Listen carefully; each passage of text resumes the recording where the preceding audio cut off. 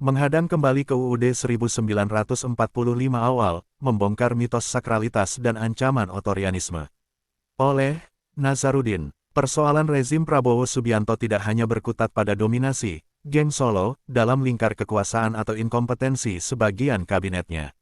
Ada ancaman yang lebih eksistensial bagi masa depan bangsa, sebuah agenda sistematis untuk meruntuhkan bangunan demokrasi pasca reformasi melalui pengembalian UUD 1945 ke naskah asli sebelum amandemen.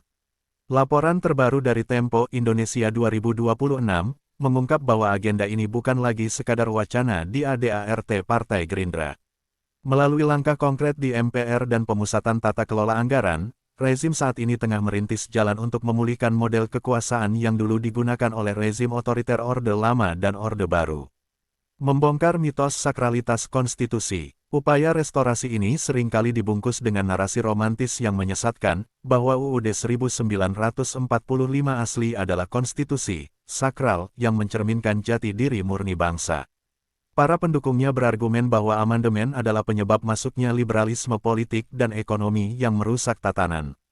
Namun, narasi sakralisasi ini runtuh di hadapan fakta sejarah yang paling mendasar.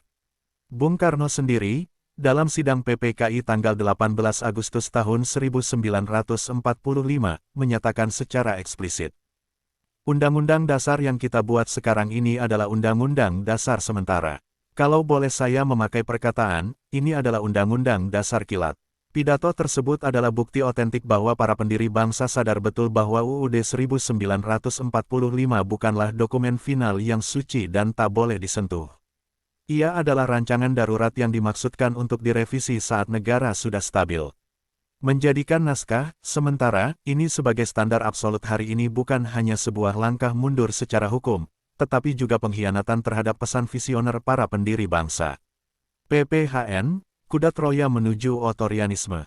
Menurut investigasi Tempo, pintu masuk agenda restorasi ini adalah pembahasan pokok-pokok haluan negara PPHN. Pertemuan intensif antara Ketua MPR Ahmad Muzani dan Presiden Prabowo pada akhir 2025 menjadi sinyal kuat bahwa amandemen akan dipaksakan. Alibinya adalah kesinambungan pembangunan. Namun, konsekuensinya sangat gelap jika PPHN dihidupkan kembali sebagai produk MPR yang mengikat Presiden, maka MPR harus dikembalikan posisinya sebagai lembaga tertinggi negara. Di titik inilah kedaulatan rakyat dirampas. Kedaulatan berada di tangan rakyat, dan dilaksanakan menurut UUD, akan dikembalikan ke, kedaulatan adalah di tangan rakyat, dan dilakukan sepenuhnya oleh Majelis Permusyawaratan Rakyat. Supremasi konstitusi akan bergeser ke supremasi MPR. Konsekuensinya, pemilihan presiden secara langsung akan dihapus, dan presiden kembali menjadi mandataris MPR yang dipilih oleh MPR. Alat bagi rezim otoriter. Sejarah telah membuktikan bagaimana naskah asli UUD 1945 secara instrumental digunakan sebagai alat legitimasi kekuasaan tanpa batas. Dekrit tanggal 5 Juli tahun 1959, Soekarno menggunakan pemberlakuan kembali UUD 1945 untuk membubarkan konstituante dan memulai demokrasi terpimpin. DPR hasil pemilu dibubarkan diganti dengan DPR GR, memusatkan kekuasaan di tangan presiden. Era Orde Baru, Soeharto menyalahgunakan tafsir UUD 1945 demi stabilitas nasional, menjadikan MPR sebagai stempel formal untuk mengukuhkan dominasi eksekutif selama 3 dekade lebih. Membunuh produk reformasi secara sistematis. Jika rencana kembali ke naskah asli ini berhasil, kita tidak hanya kehilangan hak suara, tetapi juga kehilangan institusi-institusi penjaga demokrasi.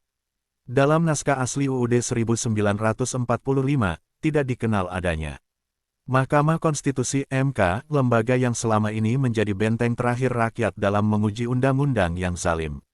Komisi Pemberantasan Korupsi (KPK) dan Komisi Yudisial (KY), lembaga-lembaga independen hasil rahim reformasi ini bisa dengan mudah dibubarkan karena dianggap tidak sesuai dengan struktur naskah asli. Pembatasan masa jabatan presiden, naskah asli tidak membatasi masa jabatan presiden, yang secara historis terbukti membuka pintu bagi kekuasaan seumur hidup seperti yang terjadi pada masa Orde Lama dan tanpa batas seperti pada masa Orde Baru. Sentralisme yang kian nyata. Laporan Tempo juga menyoroti gejala sentralisasi tata kelola anggaran yang kian masif di bawah rezim Prabowo. Pemusatan kendali anggaran di tangan eksekutif tanpa pengawasan ketat dari legislatif adalah cermin dari semangat otoritarianisme yang ingin dihidupkan kembali. Kendali penuh atas konstitusi dan kendali mutlak atas pundi-pundi negara adalah kombinasi mematikan bagi demokrasi. Menolak kembali ke titik nol. Tafsir, sakralitas sejarah, tidak boleh dijadikan alasan untuk membelenggu masa depan. Mengembalikan UUD 1945 ke naskah asli bukanlah langkah menuju jati diri, melainkan langkah menuju tirani yang dibungkus baju konstitusional. Kita tidak boleh terbuai oleh retorika patriotisme jika harganya adalah kedaulatan kita sebagai warga negara. Republik ini adalah milik rakyat, bukan milik gang politik yang rindu pada kenyamanan era otoriter. Jangan biarkan UUD kilat yang bersifat sementara itu dijadikan alat permanen untuk mematikan demokrasi kita selamanya.